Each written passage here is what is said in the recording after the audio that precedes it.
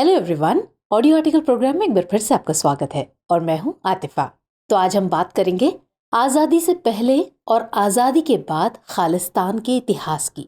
ये article Indian express में प्रकाशित लेख a history of the Khalistan movement in Canada going back more than 40 years के सारांश पर आधारित है।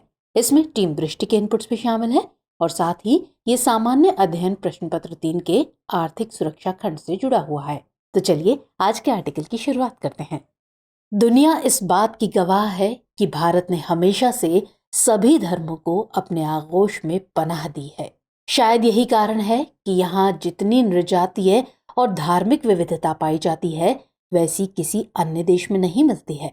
प्राचीन काल से ही भारत सभी धर्मों के लिए एक आकर्षक स्थल ही रहा है।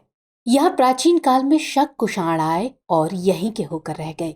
इसके बाद मध्यकाल में मुस्लिम आए, जिनमें मुगल वंश नाम प्रमुख तौर पर आता है, वो भी यहीं के होकर ही रह गए। लेकिन इस दरिया दिली की जाने कितनी ही कीमतें भारत को चुकानी पड़ी हैं और आज भी चुका रहा है। हालांकि भारत सभी कीमतों को चुकाते हुए विविधता में एकता के मंत्र पर कायम रहा है। हालांकि विविधता के कारण यहाँ विभाजनकारी तत्व हमेशा से सक्रिय रहे हैं। पिछले कई दशकों से भारत अलग देश की मांगों से जूझता रहा है। दरअसल इसकी शुरुआत पाकिस्तान के जन्म के साथ हुई थी और हालिया घटनाक्रम खालिस्तान की मांग से जुड़ा हुआ है। हालांकि अलग खालिस्तान देश की मांग काफी पुरानी है, लेकिन ऐसे में जब भारत G20 शिखर सम्मेलन आयोजित कर अपनी गौरव गाथा का गुणगान कर रहा है, ठीक उसी समय खालिस्तान से संबंधित घटनाक्रम ने सरकार को विचलित कर दिया है। कनाडा में खालिस्तान समर्थकों की गतिविधियों के चलते खालिस्तान का मुद्दा एक बार फिर सुर्खियों में है। बीते दिनों कनाडाई प्रधानमंत्री जस्टिन ट्रूडो के द्वारा कनाडा में हुई खालिस्तानी नेता की हत्या का आरोप भारत पर लगाया गया है। इससे भारत और कनाडा के रिश्तों में काफी तल्खी आ गई है। तो ऐसे में आज हम इस आर्टिकल के जरिए खालिस्तान से जुड़े विभिन्न पहलुओं की पड़ताल करेंगे। इसमें पहला एस्पेक्ट आजादी के पहले खालिस्तान की पृष्ठभूमि से जुड़ा हुआ है, वहीं दूसरा आजादी के बाद खालिस्तान की मांग से जुड़ा है, जबकि तीसरा पहलू खालिस्तान के अहिंसक से हिंसक प्रकृति में तब्दील होने का है। इसके अलावा एक चौथा पहलू भी है जो ऑपरेशन ब्लू स्टार के बाद खालिस्तान की मांग से जुड़े घटनाक्रमों से जुड़ता है। तो चलिए सबसे पहले आजादी के पहले खालिस्तान की पृष्ठभूमि को हम जान लेते हैं। दरअसल खालसा शब्द अरबी भाषा के खालिस शब्द से बना है, जिसका मतलब होता है शुद्ध यानी प्योर। गौरतलब है कि गुरु गोविंद सिंह ने साल 1699 में खालसा पंथ की स्थापना की थी। खालिस्तान इसी खालसा से बना है और इसका मतलब खालसाओं का राज है। खालिस्तान की मांग की नींव साल 1929 के लाहौर अधिवेशन से शुरू होती है। दरअसल लाहौर अधिवेशन में कांग्रेस ने पूर्ण स्वराज की मांग का प्रस्ताव रखा। इस प्रस्ताव का कांग्रेस के भीतर ही 3 नेताओं ने विरोध किया था। ये थे मोहम्मद अली जिन्ना, मास्टर तारा सिंह और डॉक्टर भीमराव अंबेडकर।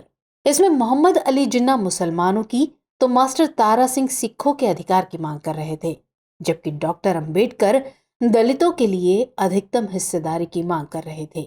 इनकी मांगे इन समुदायों के अलग निर्वाचन व्यवस्था करने को लेकर थी। हालांकि अधिवेशन में पूर्ण स्वराज का प्रस्ताव पास हो गया, लेकिन ये तीनों खेमे आंदोलन के दौरान भी अपनी मांगों को पुरजोर तरीके से उठाते रहे। आगे चलकर इनमें से अकाली आंदोलन के संस्थापक सदस्य मास्टर तारा सिंह ही खालिस्तान आंदोलन के अगुवा बने।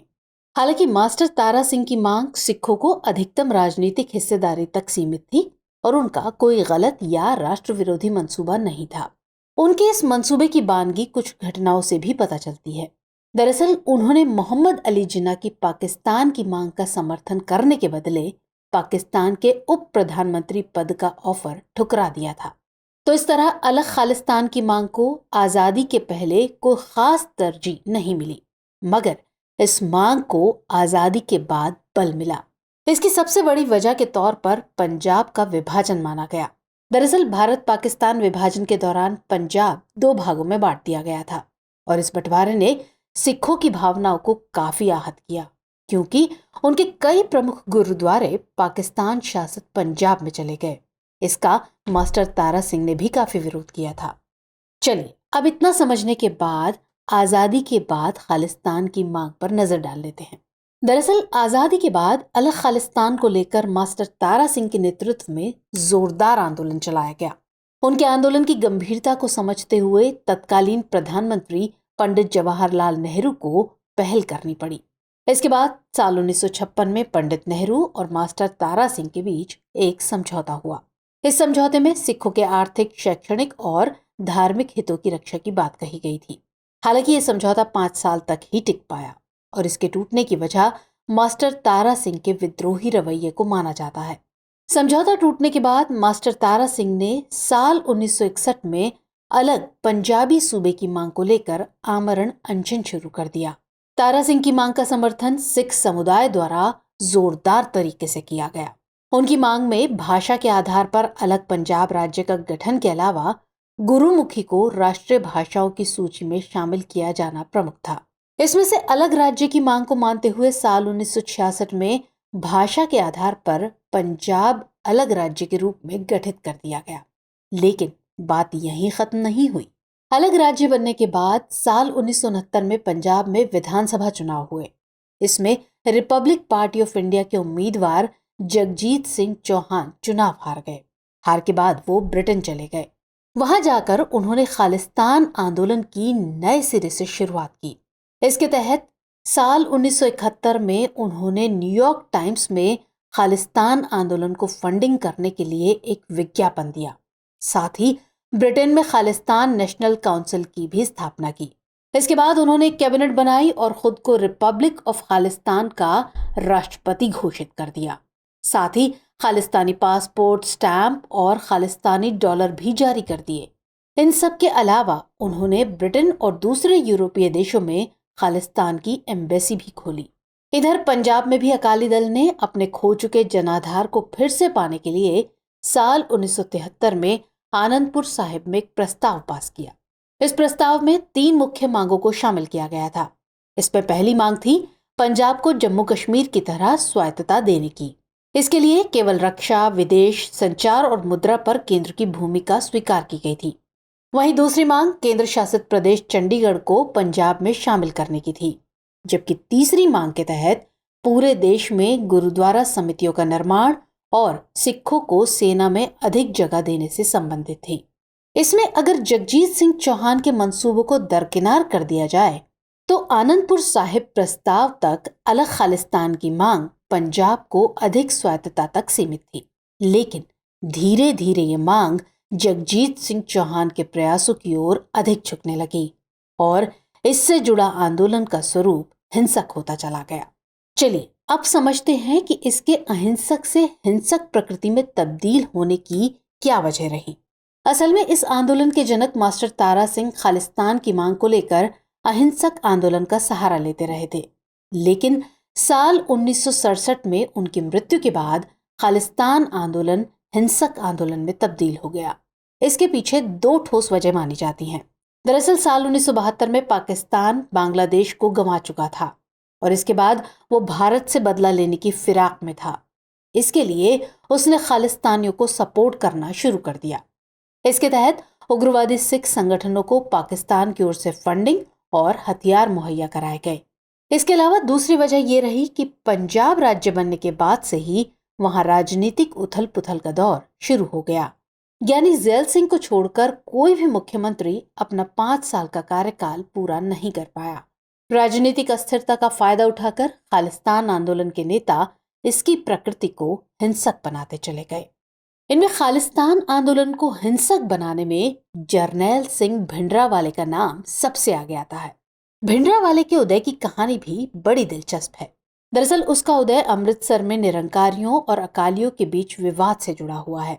साल 1978 में अमृतसर में निरंकारी संप्रदाय के साथ अकाली दलों का विवाद हो गया, क्योंकि निरंकारी समुदाय के लोगों को जीवित गुरुओं पर ही विश्वास है, जबकि सिख गुरु गोविंद सिंह के बाद किसी को भी अपना गुरु नहीं मानते हैं।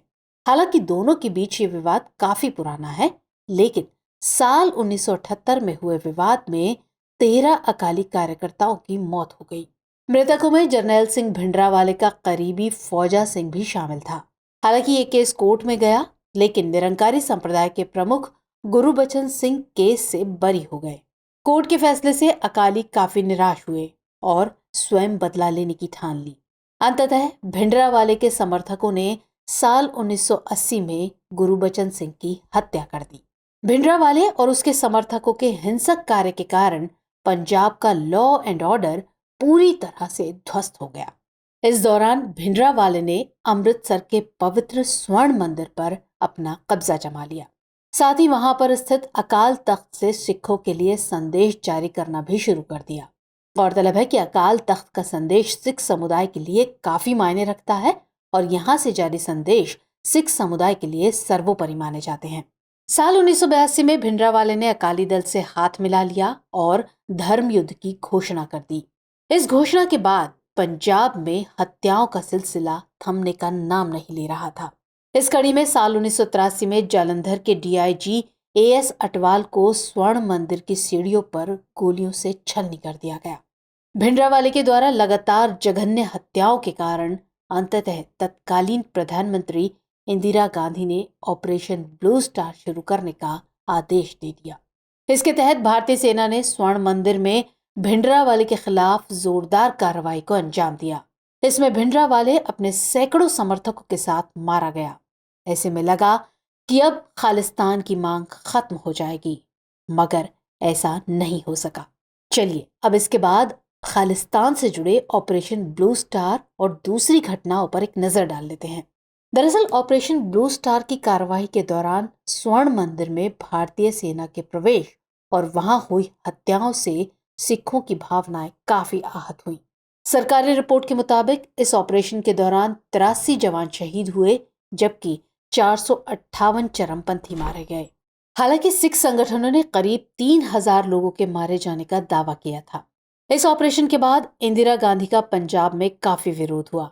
इसमें कांग्रेस के सिख नेता भी शामिल थे। सिख नेताओं ने कांग्रेस पार्टी से इस्तीफा दे दिया।